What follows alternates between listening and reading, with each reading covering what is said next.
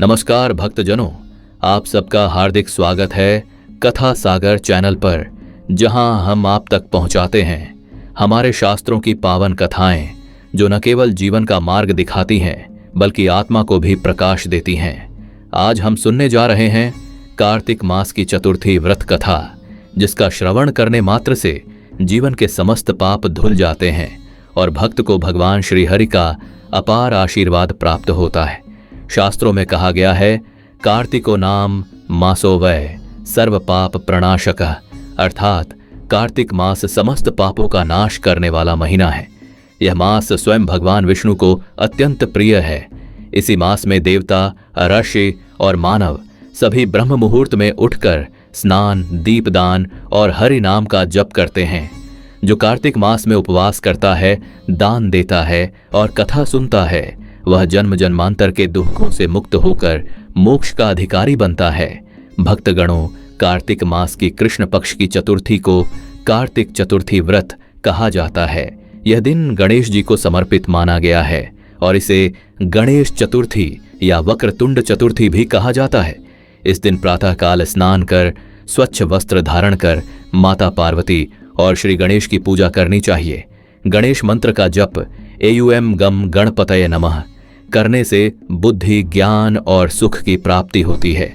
व्रतधारी को इस दिन व्रत रखकर संध्या काल में चंद्रमा को अर्घ्य देना चाहिए।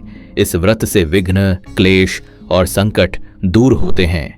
अब भक्तों, हम सुनते हैं वह पावन कथा जो कार्तिक चतुर्थी के व्रत के पीछे छिपे गूढ़ रहस्य को बताती है। यह कथा है एक भक्त कर्क की, जिसकी भक्ति की परीक्षा स्वयं गणेश जी ने ली थी। एक समय की बात है, सतयुग में एक नगर था कंपिल्यपुर। वहां एक ब्राह्मण रहता था, नाम था कर्क। वह अत्यंत विनम्र, सत्यवादी और भक्तिपूर्ण था। प्रतिदिन वह गणेश जी का पूजन करता और कार्तिक मास के व्रत का पालन करता था। उसकी पत्नी सुमेधा भी बहुत श्रद्धालु थी। दोनों मिलकर प्रतिदिन दीप जलाते, कथा सुनते और अन्न का दान करते थे। एक दिन उस समय का भयंकर असुर शंखासुर पूरे पृथ्वीलोक में आतंक मचाने लगा। वह यज्ञों को नष्ट करता, साधुओं को तंग करता और धर्म की जड़ें काट रहा था। भक्त कर्क ने यह देखकर सोचा, धर्म की रक्षा करना भी तो भक्ति का ही भाग है। उसने गणेश जी से प्रार्थना की, हे विघ्नहर्ता, मुझे शक्ति दो कि मैं अधर्म का नाश कर सकूं। भक्त की पुकार सुनकर गणेश जी प्रकट हुए। उनका मुख गज समान, स्वर मृदुल, हाथों में मोदक और अंकुश।